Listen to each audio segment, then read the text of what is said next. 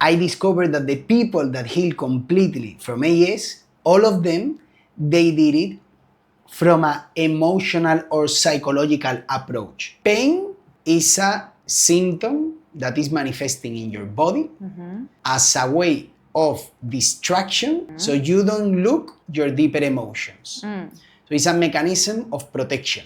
This happens in a subconscious level.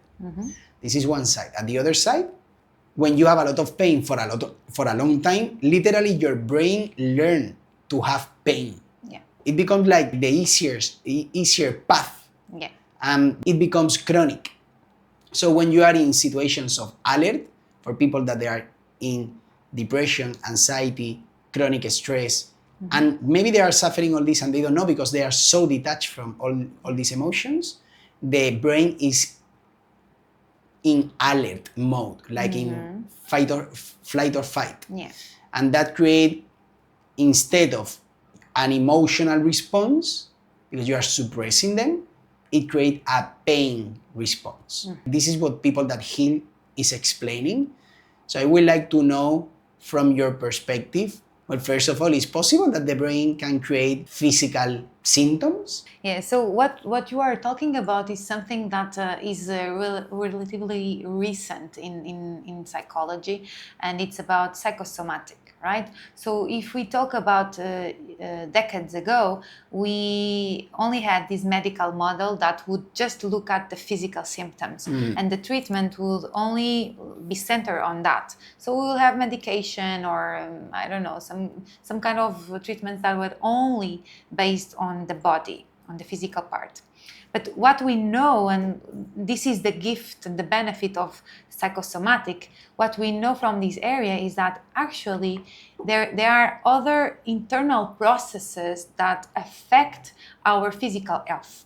And with emotions, what happens is when you don't have like a healthy relationship with your emotions and you actually don't process emotions, they are stored in your body, and if you keep doing it from a chronic perspective during a lot of time, like these emotions need to express itself from physical symptoms, right? So if you have a lot of anger and a lot of shame, and these are two like big and heavy emotions, if you are not processing them, they will transform itself in pain. Because look, we can, from an emotional perspective, yes, we can anticipate and prevent emotions if we have like this very, very connected relationship with ourselves, and we know ourselves very good in order to know in that situation or with that trigger, I know I am emotionally activated.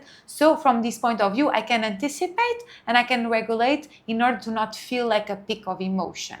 But normally we are not taught this relationship with our emotions. So we are doing one day, we are like waving so much into so many emotions. So imagine if you are feeling a lot of emotions, it means that your system is activating that, but you are not processing them.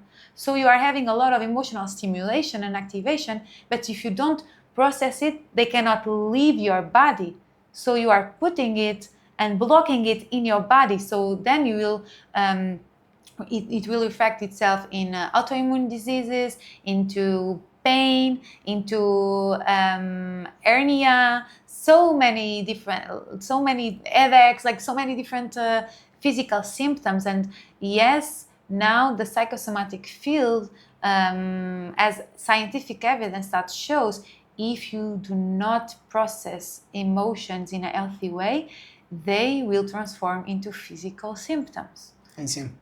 I see. And okay, let's say I understand that my brain and my way of processing emotions can have an impact physically. Yeah. Okay, we believe on that. Now, I would like to understand, because this is related with repression of some emotions, especially anger is one of them. It's one of the main emotions that we hide, the people that we have chronic pain. Yeah.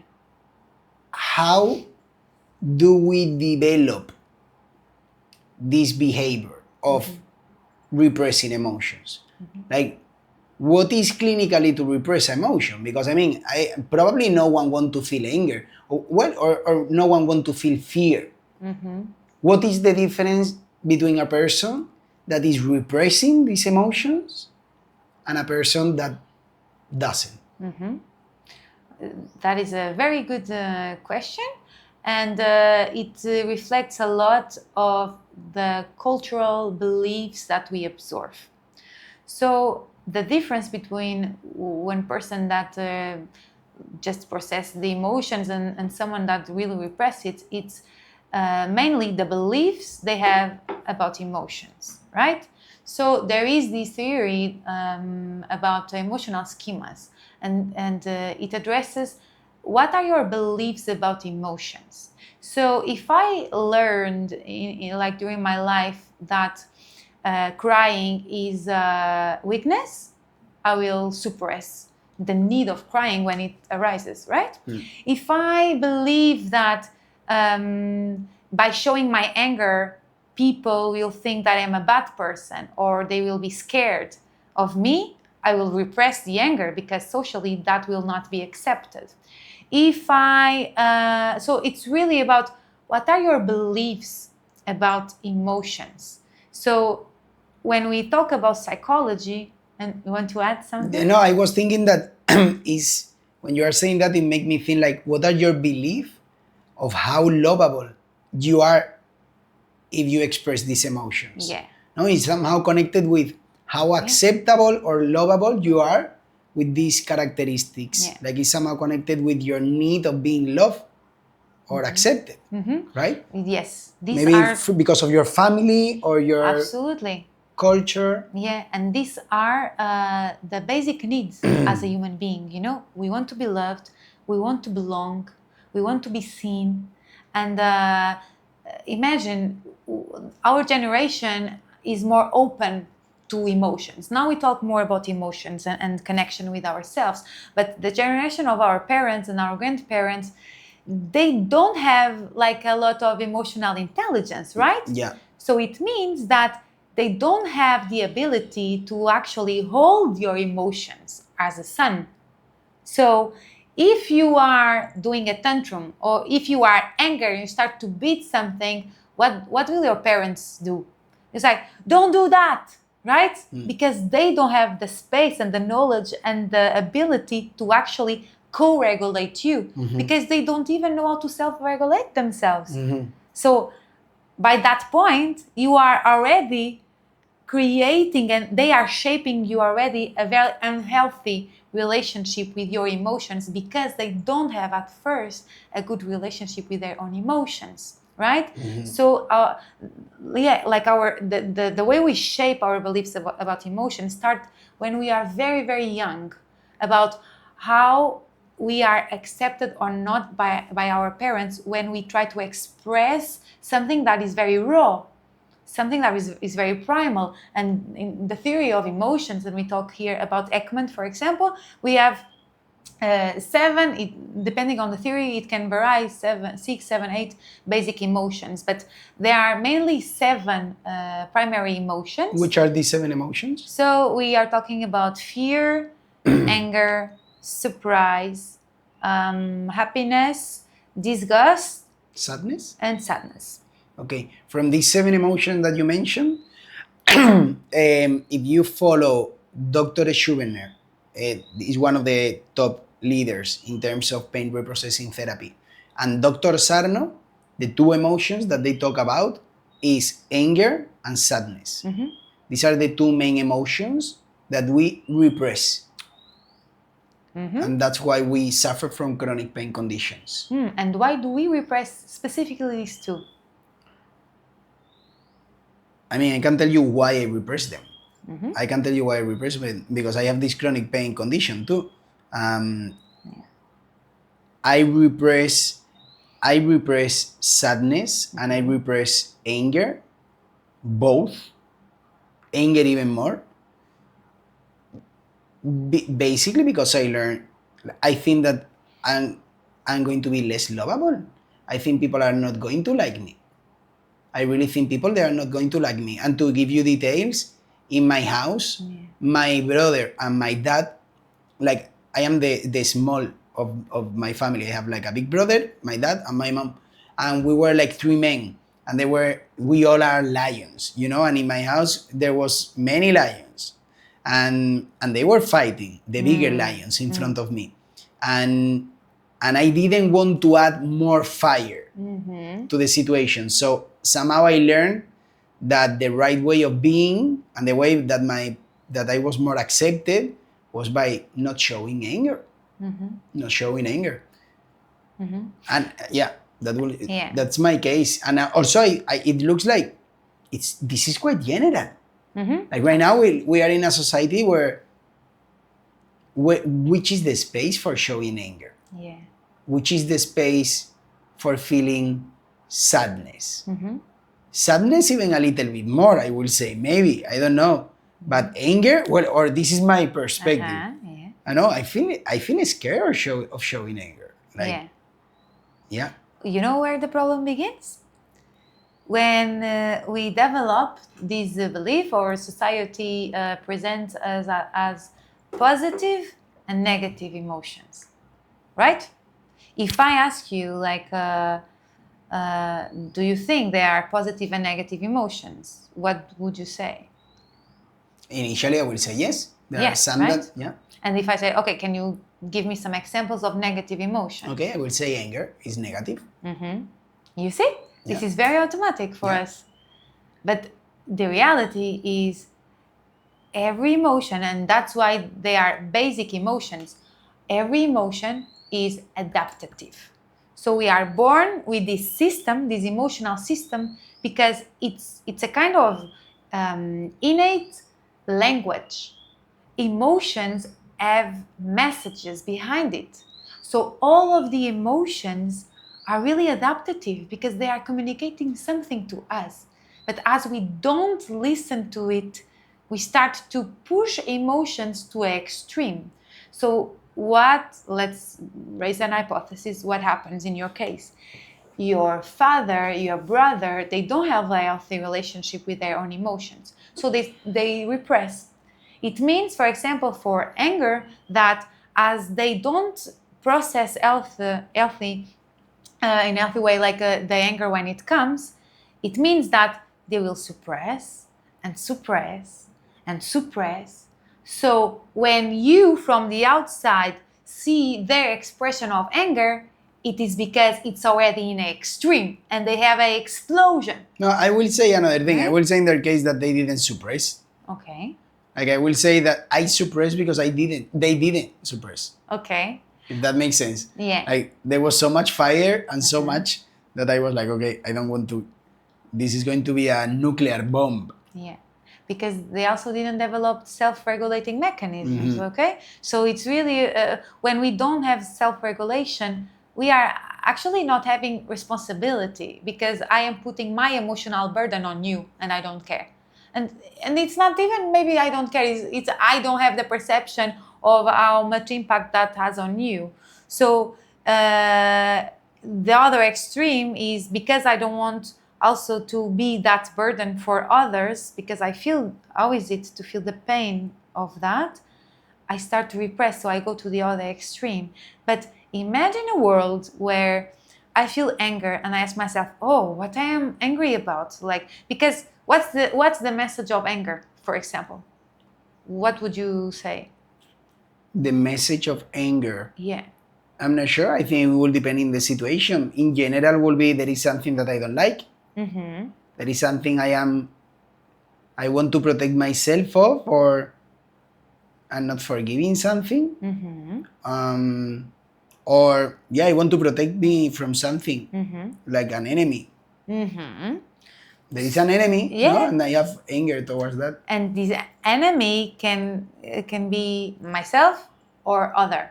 So anger is about, like, be aware, because a boundary is being surpassed by you or other.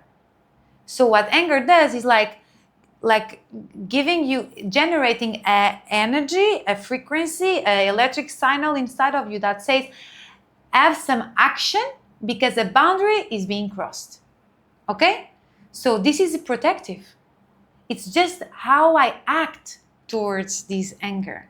So imagine if someone is like being very rude to me, I can like monitor and I feel the anger coming and I start to say, you motherfucker, and I have an explosion. Or I can understand, anger is saying that this person is crossing my boundary. So what I do is like, I appreciate it, but I really don't like the way you are communicating with me. So can I please ask you to have another attitude towards that? Or maybe if you need, sometime we can talk about this later. So I am addressing my boundary. Like the emotion is a signal for us to communicate with ourselves. You see? So if you know what is the message behind every emotion, look, you are flowing with yourself. Your body is communicating with you if you are able to listen to it. So it's not a bad thing. I'm feeling anger. Oh my God, no, I cannot feel this. No. Let me hear, like, what is this emotion trying to say to me?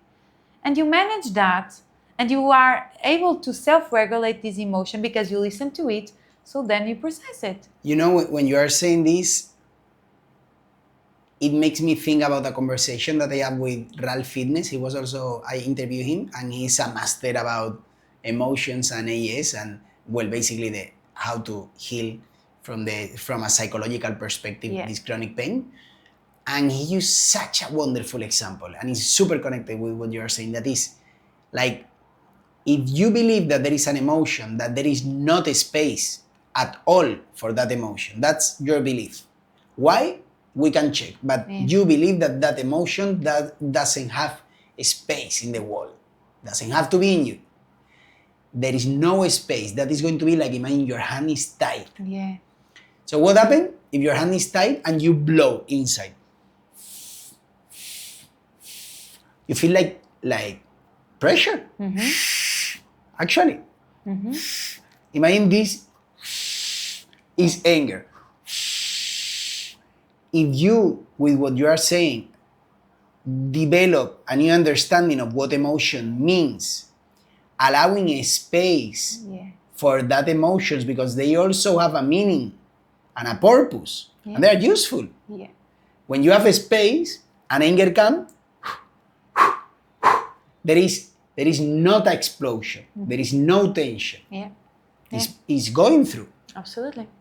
And so I think that what you are saying about relearning the meaning of emotions. Absolutely. And becoming like alchemists of these emotions to bring them from a place of toxic to a place of purpose. Yeah, absolutely. And that's what we do in psychology and psychotherapy. And we use a lot of different models. In my case, I use a lot of different approaches and models in psychology to address exactly this relationship with our emotions, because this is a part of us as human beings that we cannot deny. It's like you are denying, no, I don't want to have a body. So how can I live without my body? You cannot. Yeah. You see, like, why should you live without emotions? This is a part of you, like, it's so natural. Or if you say to me, no, I don't want to think, I want to live but without my brain. You can't. Yeah. So why are you denying something that is because we don't know how to use you? them. Because we don't know how to use them, and we have learned that is bad, toxic, or dangerous for others, for those who love, and for ourselves. We don't want to bring that energy into our relationship. Or it's so interesting what you are saying, but I would like to understand, okay, they are useful, I believe this, but I have been practicing so much being disconnected from my anger and from my sadness that now they are kilometers away from me. It's like I dig so deep that now I don't feel them, or very little. Yeah. Because I'm sure that many people like me, if you ask them, do you have any problem with anger or sadness? Most of them, they are going to say no. Like it looks like it moved to a subconscious part of you. Yes. So how do we know if we are suppressing, is there a way where we can, like, there is some signs or red flags or something that we can do to see if we are repressing or avoiding specific emotions, like sadness and anger? So I think I have two main ideas for your question. First of all, and from a social psychological perspective, there are signs.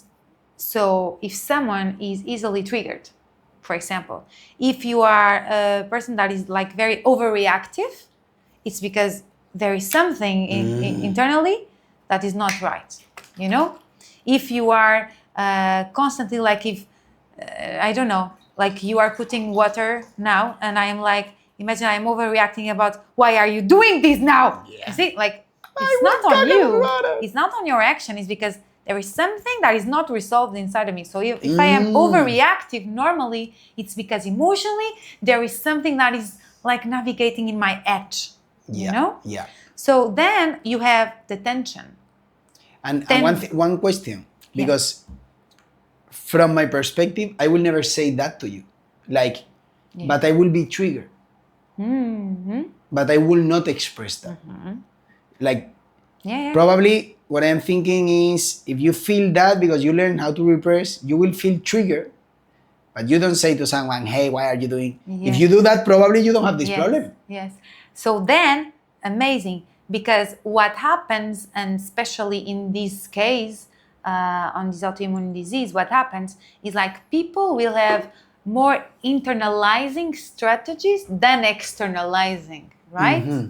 So it means that you will experience dissonance, cognitive dissonance. And cognitive dissonance is an internal fight between what you think and feel and how you behave.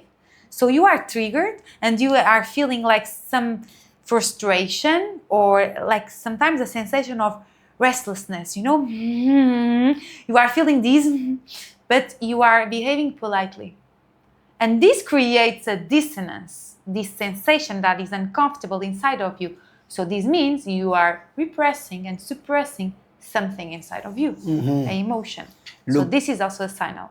This is so, well, there are other signs. I will go back later to this dissonance. There are other signs, because with this dissonance, what I see, there are some behaviors that are related with chronic pain and avoidance mechanisms or avoidant behavior.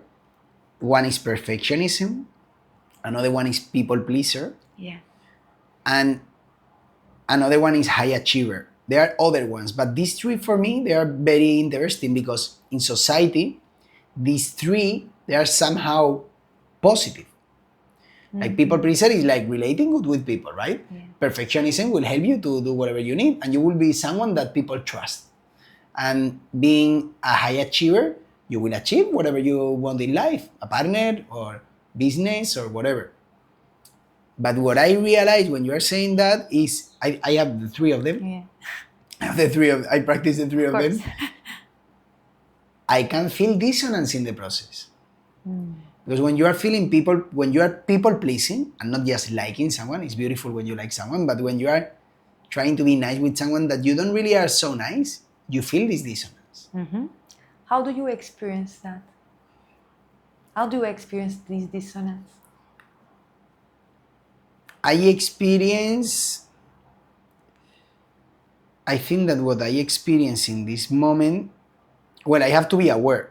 Sometimes maybe I'm not very sure about what I experience, and at the end, I just feel drained, like with low energy. But normally what I feel is that, I don't know, like if I am with someone, and smiling, and I don't want to smile, and maybe I want to leave. I just want to leave. I don't want to be there. And I continue there.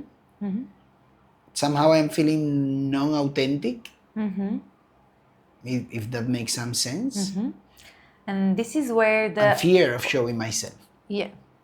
And this is where the holistic approach also comes in, because it's not just about the brain or the psychology or the mind. Is how are you feeling it in your body? So it's somatic.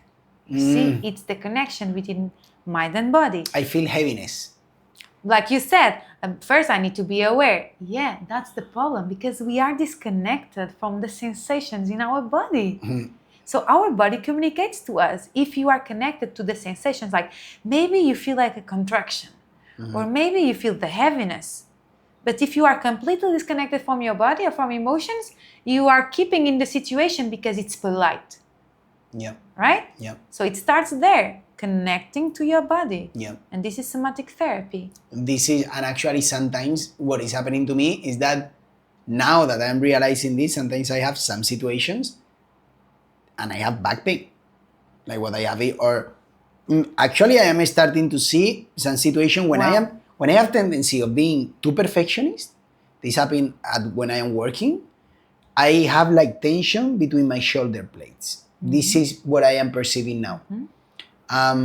When I am more in a mood of people pleasing, I feel like heaviness. Like if my body instead of 70 kilos is 100 kilos, like more gravity. Yeah. And I am feeling that more in my lower back. Or sometimes random, but sometimes literally, now I am developing pain. And I am aware of that. Before I was never aware that some situations were triggering me specific pains. Yeah. You know? Yeah, and I would like to understand another thing. So, okay, the signs, as you say, is this dissonance? Someone mentioned also that when you are very detached because you don't see inside, what is going to happen is that it's going to change your perception of reality. So instead, you can start recognizing that you have anger or just bad, like uncomfortable emotions by observing that reality change. For it, it's just to see if you know some examples around this. For example, if you are feeling, when I am feeling more sad, normally I become more introvert. I have less energy. I don't like so much people. Literally, I don't like them so much. I don't engage so much with people. I can get bored more easily. Or when I am like happier, I am more extrovert. I want to dance and move my body. I suddenly see everyone beautiful. I have more sexual desire. Yeah. And this is like things that happen around me. So there are some signs that we can connect with being in a fight, flight, or flight mode, or a more relaxed state. There are some things that the outside world can show us that we are in that state. You mean in the state of fight or flight, or in the state of relaxation? Yeah. Signals from the external container? Yeah. Of our way of perceiving the external container. I'm not sure if I understand your My question. Okay. Yeah. What I mean is, you can be here in Copenhagen and you are with your motorbike and you are like watching, oh, the sun is so good. And you see someone, oh, I love so much this person, no? And other days you go around and it's like, fucking dog. Yes. Or I don't know why everyone feels annoying for me. You know what I mean? Yes. So there are some signs that we can recognize. It looks like it's not so much about them, it's about you perceiving the reality. Absolutely. Because, in psychology, there's this field of subliminal psychology that studies exactly the things that influence our perception.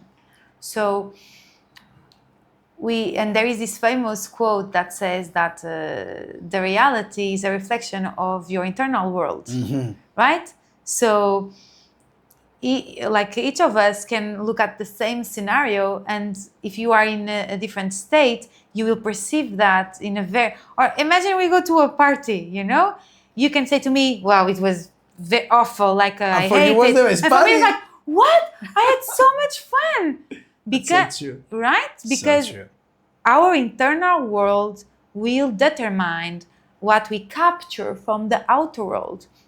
And you are very right. Emotions really filter the reality. And that's why you need to really know yourself and be connected to these emotions. Because as long as you know that, okay, today I'm feeling angry, like I didn't rest enough, so it's also the sleeping is also influencing here, or I had a very triggering situation, I know I'm angry, so I know that when I'm angry, I am reacting in this mode. So maybe even if I am with friends, I can already address that, saying, you know what, today I might not be in my center, so I'm sorry in advance if I will react in a way that is not respectful for you, or because I know, you see. So it's really about connecting yourself to these emotions to actually understand that you can anticipate your reality and that they can really influence you, and it means that you will start to have more control in your reality. So you will not be a victim of these waves inside of you. You actually know how to navigate them with control. And I want to ask you another thing. So we have been touching like the importance of like why do we suppress some emotions? What are the signs that we can perceive, no, for understanding if we are suppressing emotions? How to be more connected with that? Super interesting what you say about like changing our beliefs around emotion and, and find that meaning. Yeah. That is from the side of repressing emotions. But let's say, okay, Inés, I have been doing this for many years. Yes. This is stuck on my body. Like I can understand you, but there is so much, you know, already inside. Yeah. What are the tools that you know that can help us to release these emotions? Because one thing is I can say, okay, I understand that I am angry with you. I understand. But I continue like so angry, no? And if I have been doing that for years, it's super stuck. Yeah. How can we release past emotions? Yes. Amazing. And I feel that this question is very pertinent because we are talking about people that at this point already developed these, right? So we actually need action to deconstruct. And this is my perspective. So I feel that in these cases, we actually need to clean first, to deconstruct, and then build a new approach. But you don't have space inside of you, or you don't have internal resources, you don't have literally this space inside of you if you don't clean what is there. Imagine, it's like, it's so accurate that, thank you for, imagine that you have a house that is full of shit. Your house is full of shit, completely disorganized. And we are talking, how do we manage not to be so disorganized? How not to put so much shit around? Super. But right now, continue full of shit. Yeah. So you need to clean the house and now keep it clean. Absolutely. So how we clean?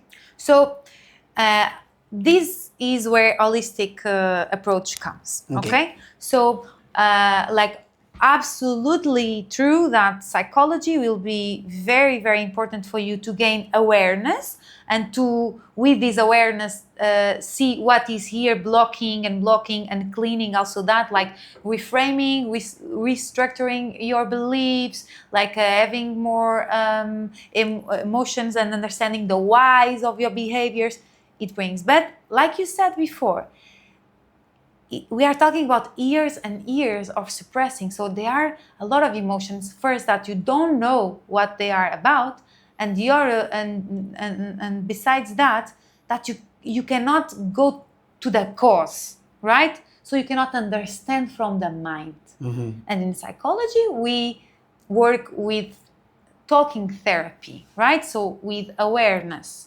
So it will be a little bit limited to access some information that is so old or is so repressed that you cannot go there. So it comes the holistic way. Okay, so when we talk, And I want to say something about that. For me, a clear sign is when there is something that I feel stuck to express. That's a good sign in terms of this is important. yeah, When I don't, like, I feel like this block, yeah, that's a space Yeah. for getting deeper. But maybe you can't at that moment. Uh-huh. Yes, I want to mention that. So you say there is another angle. Yes. So for me, it's the integrative part. So there are different tools and approaches that I feel it's very important for us to bring. So we'll name it in a random order. So we have, for example, breath work. So breath work, it's like this approach whereby specific techniques of breathing, you access different like altered conscious levels. And by that, you allow yourself to just release. So sometimes you will cry and sometimes you will scream or you will like laugh, you know, and you don't know even what is this, but your body is releasing.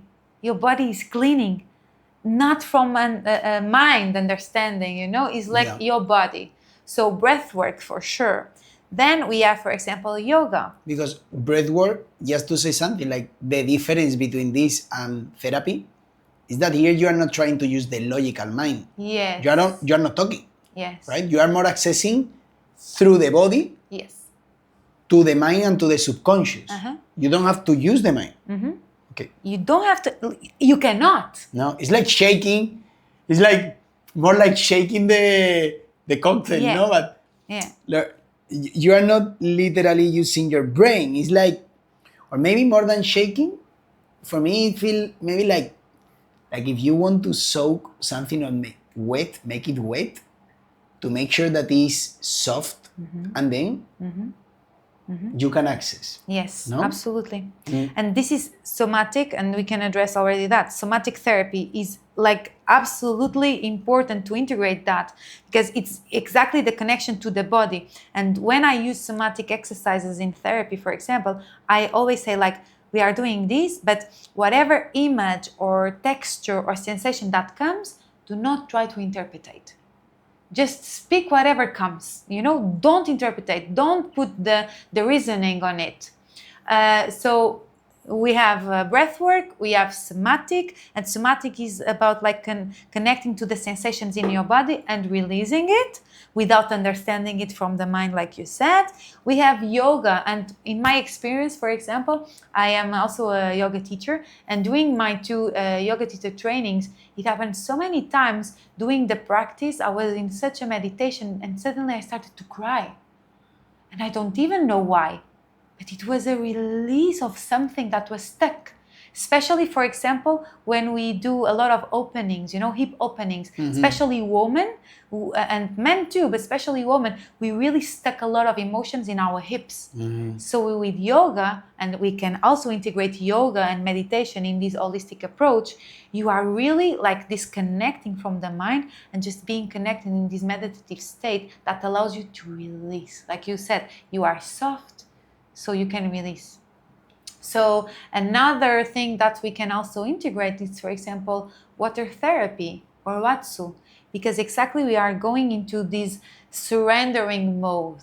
When you do watsu, you trust the facilitator and you are surrendering. When you surrender, sometimes even the sensation of being held by someone in such a vulnerable place allows you to cry and scream and release. So this is also a way to integrate. I see.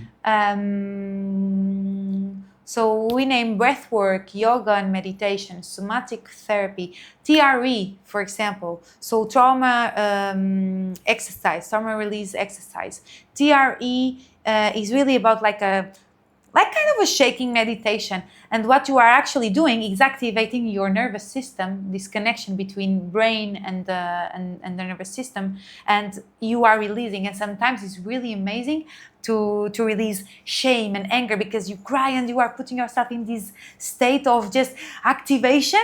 And from this activation, you are in a safe space where you know that you can release, and people will not interpret your anger in a bad way, you know, is exactly the purpose, to release. I see. So TRA is That also sounds similar to the Osho meditation, yeah, maybe? yeah. There are different tools for trauma release. I would love to understand better how that works, because I feel that can be very powerful, because take into account that the main emotion is, well, sad. The repressed emotions are sadness and anger. Like this, I feel, at least for me, these shaking meditations, or, you know, every time I was the other day doing Kundalini yoga, and we were just like, you know, like with our legs open and hitting the ground like 7 times.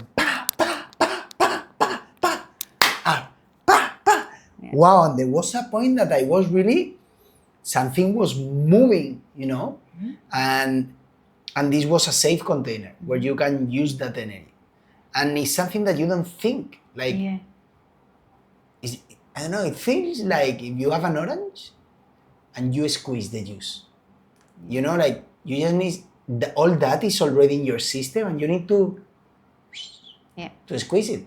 It's what we call in psychology a bottom-up activation. Bottom up. So what we do normally, it's a top-down activation. We think, that's why we repress, because we are thinking. So we are not actually letting the process going from top to the down, to the body, because we block it in the middle, you know?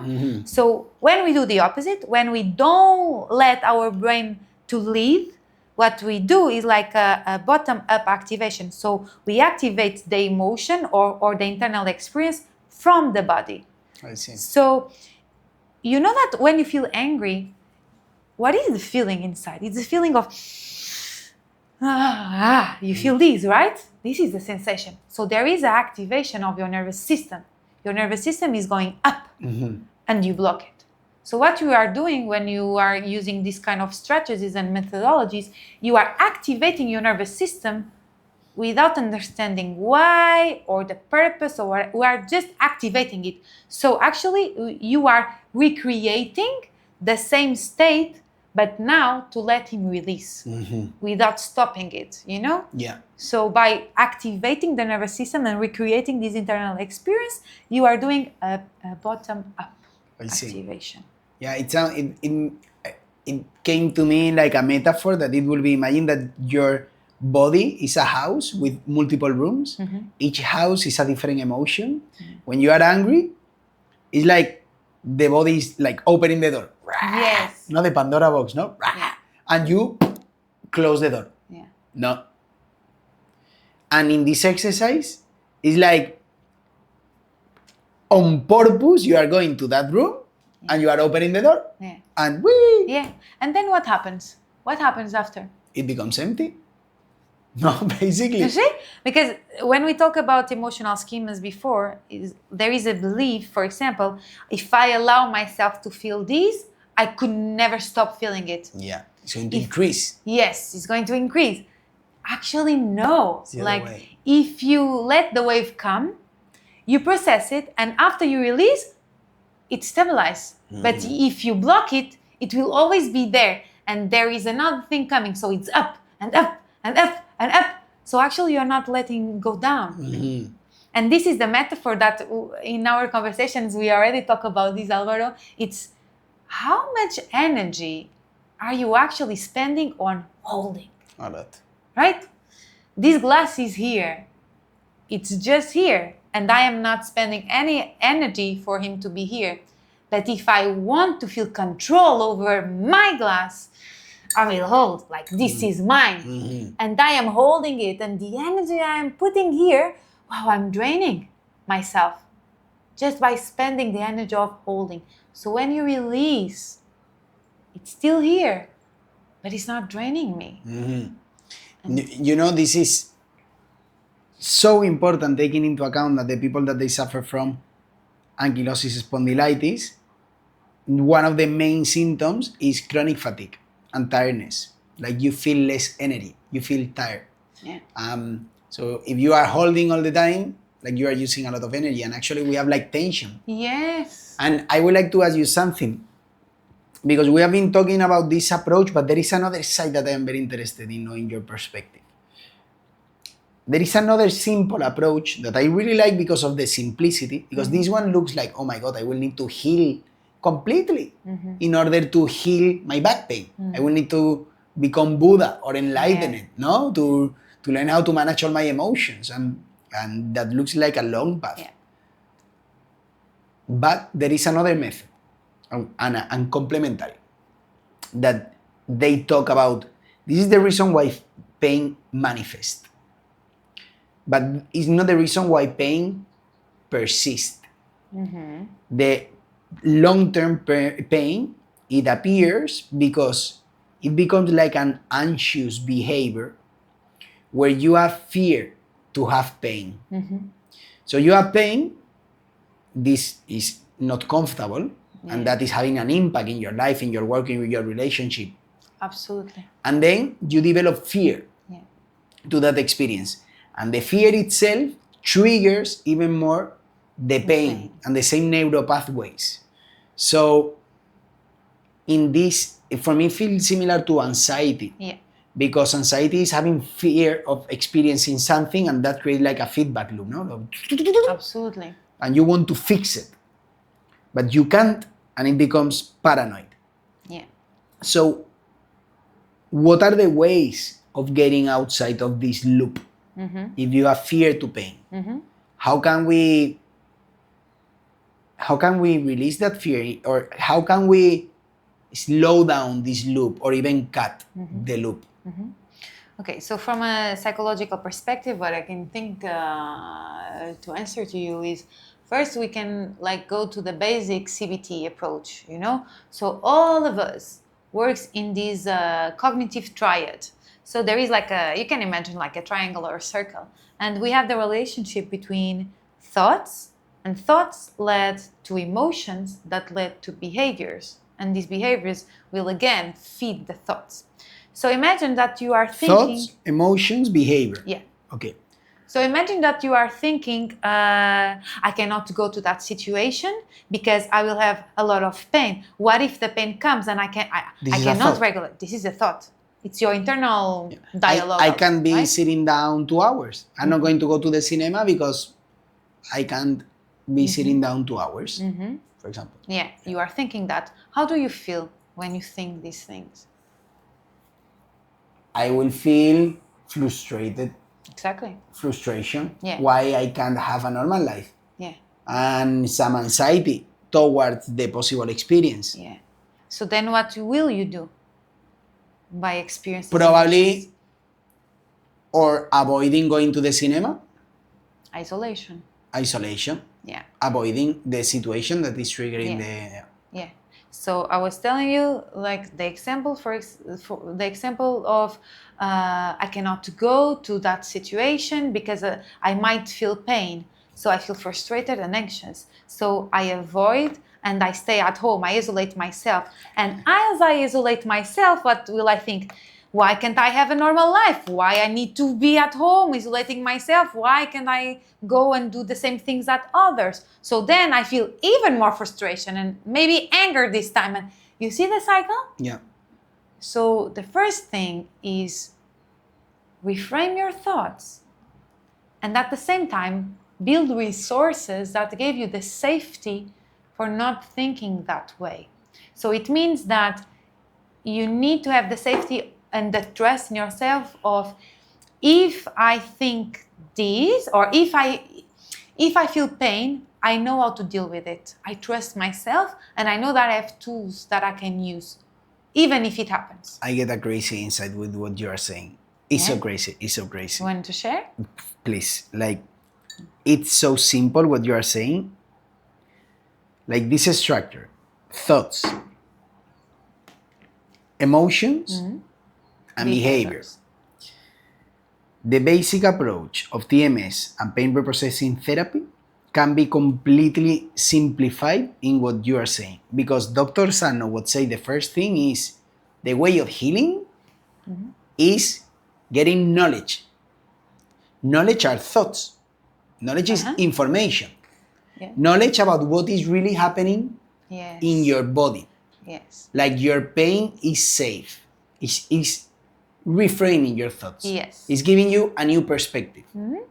Because if you think that your pain is protecting you, that your pain is good, well, good, you don't like it, but it's better not to suffer that pain, you will avoid the pain. But if you know that my pain is created by my brain, everything is safe, this is an opportunity of understanding myself, we are changing the thoughts. By changing the thoughts, we change our emotion. Instead of having high amount of fear, that will translate itself also in into more a behavior, pain. exactly. And the behavior of not going to the gym, not doing this movement. Yes. Because I know that when I go, Yes.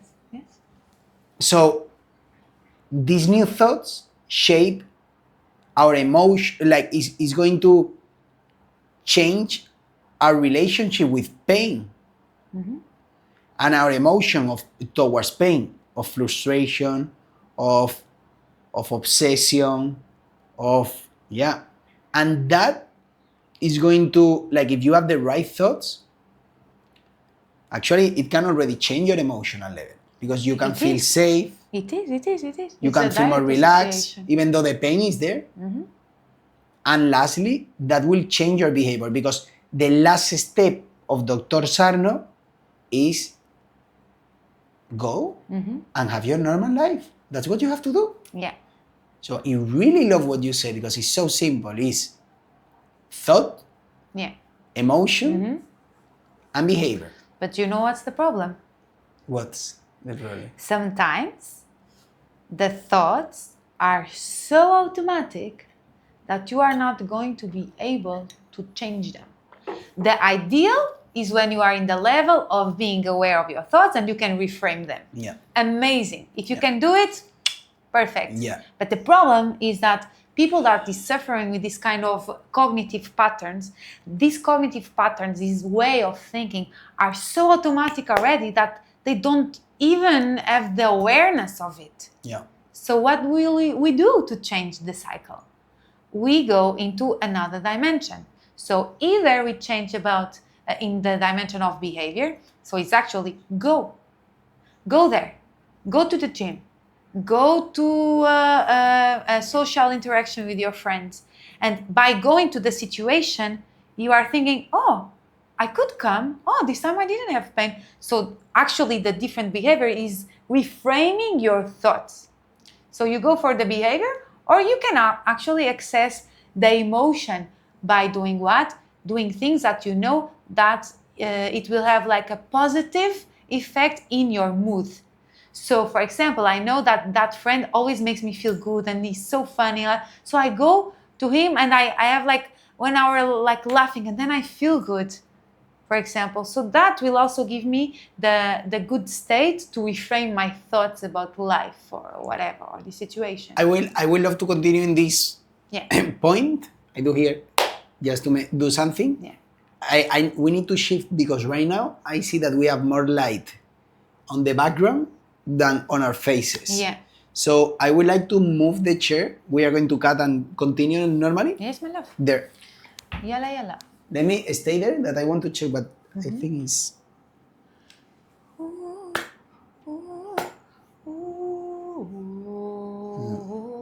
Well, actually... Do you want to open the light and see if there is if it makes any difference?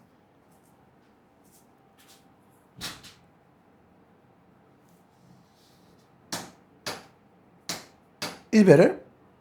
Perfect. Enough? Yeah. Super. Do you want to check if there is any point that we are forgetting? Okay, we can use this moment, yeah. Or not. But we like, I am loving the conversation, Okay. but I can check. So let's keep it. But we were talking about holistic approach, stage of change, second nutrition, fatigue. We are almost talking about everything. Yeah, I have one thing that I would like to ask you. But what you are saying is so fucking important. So fucking important. Amazing. Okay, because the thoughts that we see are in the conscious mind. but it's bigger, the subconscious, than the conscious. Like there are things that we don't even think about it. Like there have been it's called conditioned responses. That there are something that they are like automatically triggered and they are super into you. Like I give you a stupid example. Like every morning when I wake up and I take my coffee and I start rolling my cigarette, my body want to shit. Even before even before smoking the cigarette, because, and I am not thinking about the cigarette, but I am doing the cigarette. Yeah. And my brain is already processing that and getting ready. Yeah. So we have many conditioned responses that we have been developed like a trauma, because they are experiences that bring us pain, and they are very difficult to change. Because even though myself now, I see so many people that is telling me, Alvaro, that you can solve this if you change your way of thinking about the illness. I am trying to, and every day I wake up with pain, and I am still thinking like, maybe it was because yesterday I ate this. Maybe it's because of the weather. Maybe it's because, like, I'm searching for externalities. That is what I have learned until now. That are my belief system. So, what are the ways, the best methods that we can use for changing our thoughts in a conscious and subconscious level? Yeah. How long it takes? So how long it takes, it's very subjective, right? Because it really depends on how deep are these beliefs, and how much work and time are you actually investing in changing these things. So there are many variables on it, but we need to be realistic, and like the first step of change, it will be always awareness. Okay, so first try to just be the observer. Like actually put yourself in a position where you are observing what is happening inside. Like when I just catch myself like noticing the pain, what am I thinking about this pain? And maybe you can journal about what are the thoughts, register. What are the thoughts that I'm having about this? So first you need to observe, to notice, and you can also practice meditation on that, like being more aware of it. So then with the awareness, you start to gain control over it. Okay? If you are not aware of what you are thinking, you cannot control. So it's from the subconscious to the consciousness level. Okay? So first step, awareness. After you are aware of the ways you are thinking, I'm going to take note of this. Yeah. Awareness is the first step for change, always. You cannot change something that you are not aware of. Okay? So simple to understand. Yeah. So after you are aware of it, you start to have control. So you start to reframe. You have the ability to reframe. So maybe my automatic thought would be like, why am I having this pain? How can I transform this sentence into another sentence? So what is this pain trying to tell me? For example, we are just reframing, right?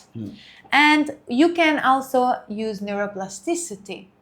Neuroplasticity is this amazing tool of our brain that allows us to reorganize the brain in different ways, create new pathways. So maybe you can also try visualization exercises where you imagine yourself having like a healthy life, and you attach emotion to that. So you really, how it will feel when I feel no pain, and when I am actually like enjoying the time without thinking about pain.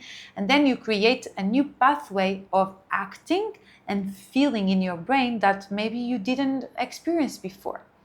So you can have cognitive tools, and you can have like just by physical activity, for example, it segregates neurotransmitters and endorphins that will also reshape your brain and a healthy perspective of life, for example. So you can do it either internally by gaining awareness, by reframing, or externally by actually do things that make you feel good.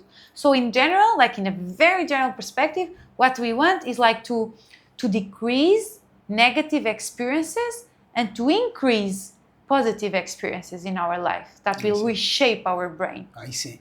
This, I think that's quite important. I don't know if that is considered a new stage, because you say awareness and control. There is a third stage, or it's just that? Then what happens is that, so when you are changing, it will come with effort, right? You need to put a lot of effort in changing. Yeah. But as you keep being consistent in this change, the third stage will be automaticity again. So the new patterns, the new behaviors, the new cognitive patterns that you were like working on consistently, they start to be automatic. But now they are adaptive, they are good. Because right now what are your automatic patterns? They are dysfunctional for you because they are actually contributing more pain, for more heavy emotions. But as you work with effort on these and you really change these new patterns and you are consistent on it, then it will reach a state where these new patterns actually became automatic and you have to do no effort on it. This is so fucking simple and so fucking interesting. Because, look, when I start, my first approach for healing was the diet that I follow. I eat gluten-free and dairy-free. And now I eat gluten-free, dairy-free, no sugar, no carbs. And also a few other things, but to make it simple. Yeah. At the beginning, it was such an effort. The first thing was awareness about what I am eating. The second one, I developed like awareness about what is the food. Yeah. It took me so much effort to have some control. I can imagine. And nowadays, it's automatic. Yeah. So, yeah, it's so simple to understand. Habit. Yeah, but it takes some time, right? Like months. Absolutely. Or 1 year, no? Absolutely. Yeah. Yeah, and it's even harder, I would say, because we are talking about extrinsic and intrinsic motivation, So what study says is that when we create a new habit from an intrinsic motivation, that means that for something that I really want for myself, the habit it's much more easier to achieve and to keep on it. But when it comes from an extrinsic motivation, and for example, in this case, it's like, I don't want to, but I need to change my diet. So if I need, it's external. I don't want to, but I need. So it comes with much more effort. So in the end of the day, ask yourself, yes, it's an external reason, but are you doing it for yourself? Maybe we can reframe that thought. Absolutely. To turn that into a desire instead of a need, no? Yeah, it's the internal dialogue. How are you choosing to perceive your reality? Yeah. Because it's so easy for us to put ourselves in this victim mode of, this is happening to me, now I need to deal with that, now I need to change that. Put yourself in your control, in your inner power mode of, I want this for myself. What if all of these changes will actually transform me in an amazing version of myself? That's what's going to happen. So this is very intrinsic motivation. It is. Right? Yeah, it is. And I really believe this is for those who are willing to do the change. And I can understand that someone don't, because there is I can feel fear about changing so many things about myself, about your personality, and giving a space for emotions that you learn that shouldn't be allowed. Like, it's scary. Like, your ego, your self-image want to protect himself. Yes. And that's fucking scary. Like, you are saying like, hey, I'm going to change my self-image. That is very important. Mm-hmm. So, well, I lose the point. Sorry. Mm-hmm. It can be very scary to change. It can be very, very scary to change. Very scary to change. Mm-hmm. But I was telling you because of something. Mm-hmm. We were saying the stages, the why to change. It can be very scary, but the why can be very powerful. Yes. Because we are talking about becoming not only pain-free, but anxious, Yeah. almost free, like there is a problem of anxiety or depression behind that.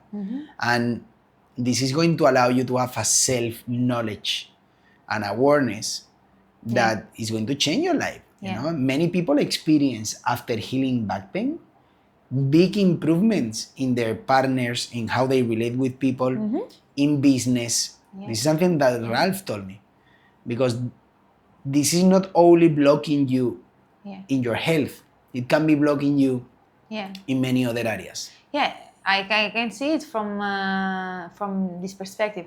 Your pain is telling you how much are you rejecting to look on at the things that you really need to change. So this pain is also an outcome, and I was doing some research on, for example, in terms of personality, the people who have this disease, they have more higher neuroticism, right? So they have also a lot of consciousness, and this is about like being so like self-discipline and this perfectionism thing that you were saying, and lower extroversion, but also it means that we are talking also about personality, and personality is structure, is something that is more rigid about us. Yeah. So you will not change it one day to the other. Yeah.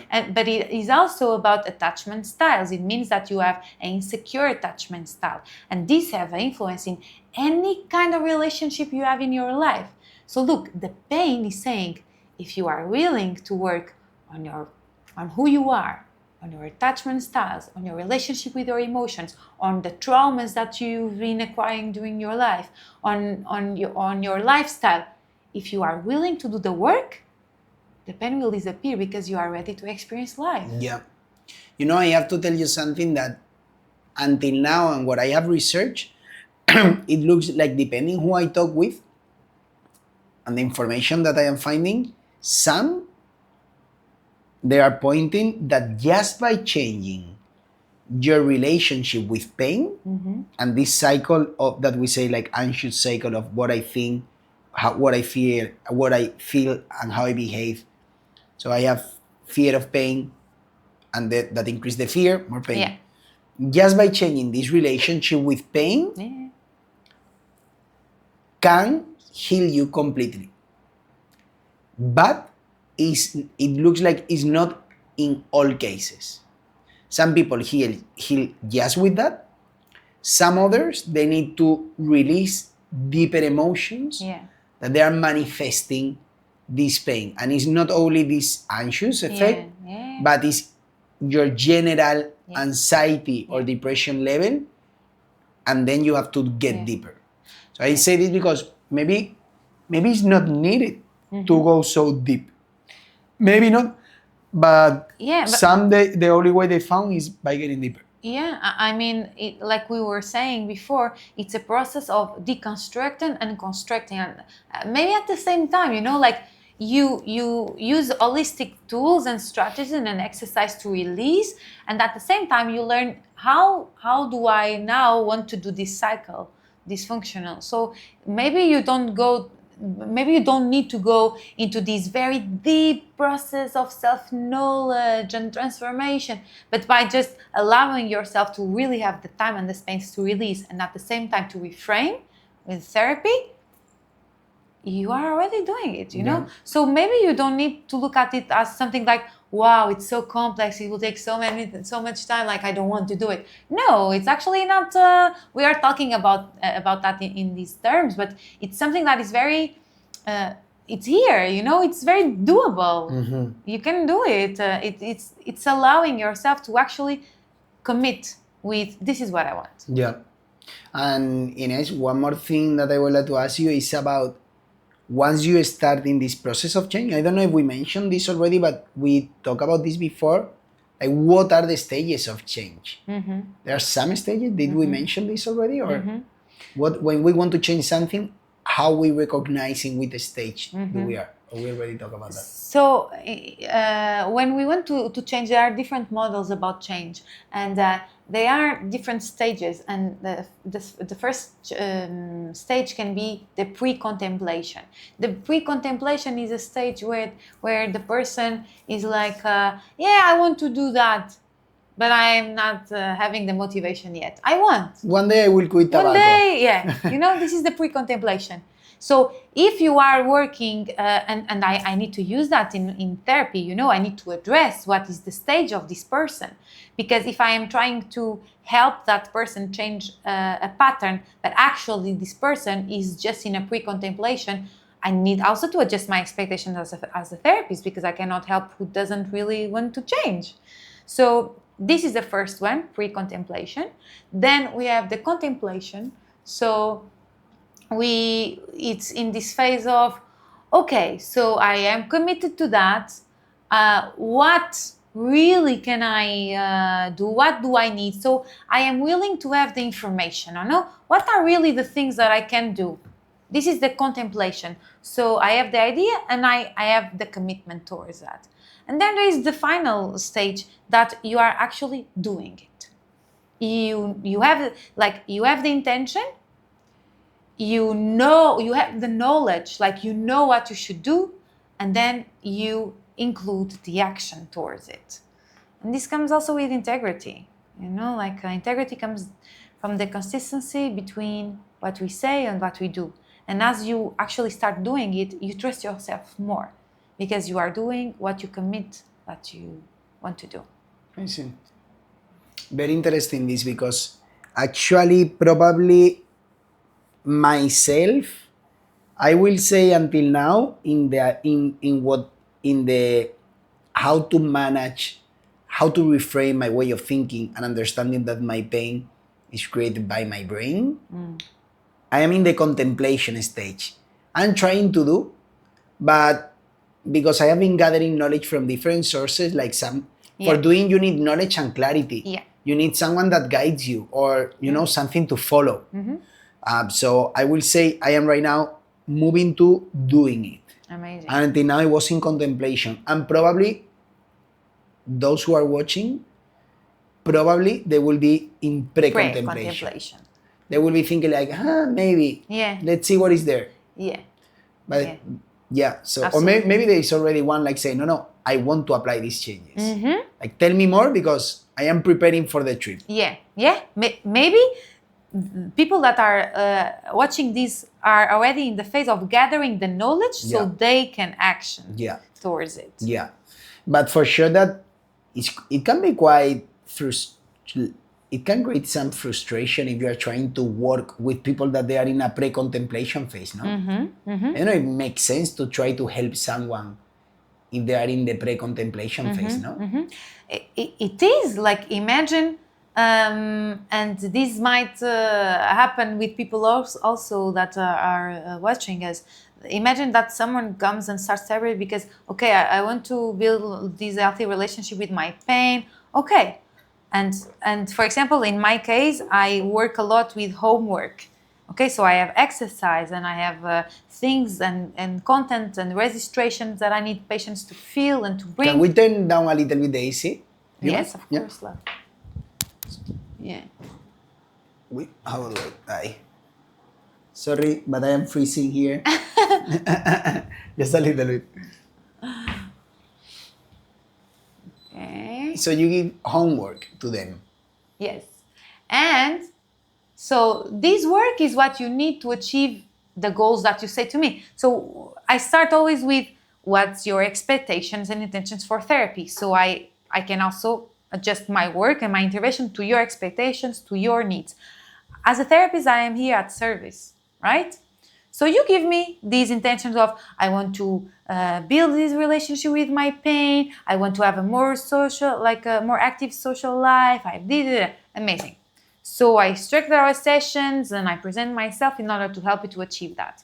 But then the next session you say, no, I don't have time to do this. I will bring the next session. Okay. So we work in our session with whatever we have. And next session you say, because my son had this. And there will be one point that I cannot do the work for you, you know? And what I work with a lot of honesty and authenticity. And I will mirror you back. Look, your intention was this. And for this, we are doing that. If you are not doing your part of the job, I cannot do nothing above it. Yeah. You know, so I in completely the end of know. the day, it's about you. If you want, I am here. Let's do it. Let's work as a team. If you don't, and I reflect that, and then like it's your responsibility. It's your life. Okay? Yeah. So it's really reflecting this pre-contemplation phase. Because if you actually want to go to the contemplation, I am here, I am supporting you, but I need you to want that. Yeah. Super clear. Yeah. Super clear. Well, we have covered so many topics and so many things. I don't know if we are not covering something, but we were talking first what are suppressed emotions, the basic emotion, the 7 basic emotions, how we can recognize if we are suppressing these emotions. Second, because we by this we learn how not to, and also the dissociation, like recognizing dissonance. Feeling dissonance is an example of being repressing emotions. At the same time, we also learn that how to clean the house. We have been doing this for many years, so that is for not putting more shit into the house, but we need to reset. And for that, we have different practice. You mentioned yoga. You mentioned TRI. TRE. What are these? What The trauma release exercise. Trauma release exercise. And you also mentioned Somatic therapy. Breath work. And breath works. That's it. Watsu. Yeah. So this is going to help us like to release that energy or that emotion that they have been stuck. We have been talking about the different, how to change our relationship with fear from beliefs, emotions, behavior, and what are the stages of change from contemplation, contemplation, and action. And also, you mentioned very interesting. What are the stages of developing like a habit? I need to check here the notes, but I think it's also very interesting. The awareness, control. Exactly, because we cannot change nothing that we are not aware. This is so simple to understand. So that's why it's important to develop awareness. Control, and at some point becomes automatic. Yeah. So we have covered many things. I really feel that you give some structure to what I have been researching. Like you give like some frameworks for making them specific for what I am looking for. So I am very grateful for that, Inés. Thank you. Really. Thank you. And thank you for actually give the opportunity to reframe that, you know, to structure that, because sometimes we don't change because we don't have the information. And you are actually creating a channel for people to have information. So they cannot be in a place where they don't change because they don't know. Now they know. So what do they want to do with this knowledge now? Right? So this is the power. Now you know. Inés is calling you to change.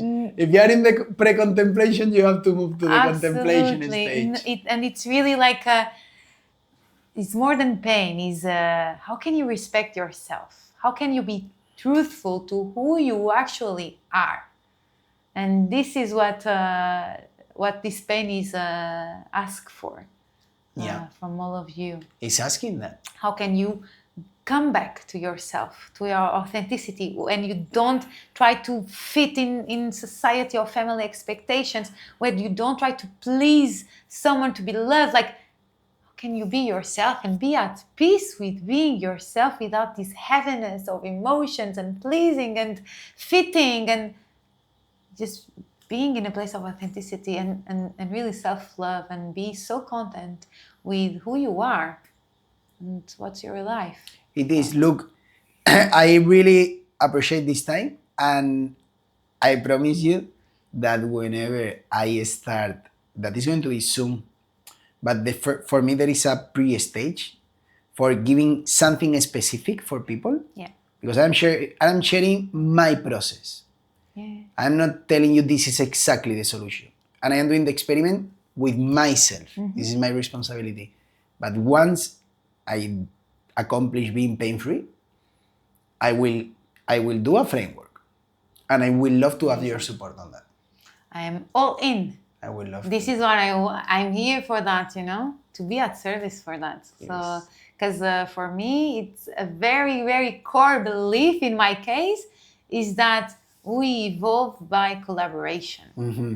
You see? So if you can collaborate to co-create and to give and to heal, like when one of you heal and do the work, it's influencing the collective. Mm-hmm. Because your family will benefit, your relationship will benefit. Like everyone benefits from individual healing. So I'm here to be part of it. Wow. Thank you very much. Thank you very much. Thank you, Ayla. Thank you so much. You are a special human being, You are such a special human being.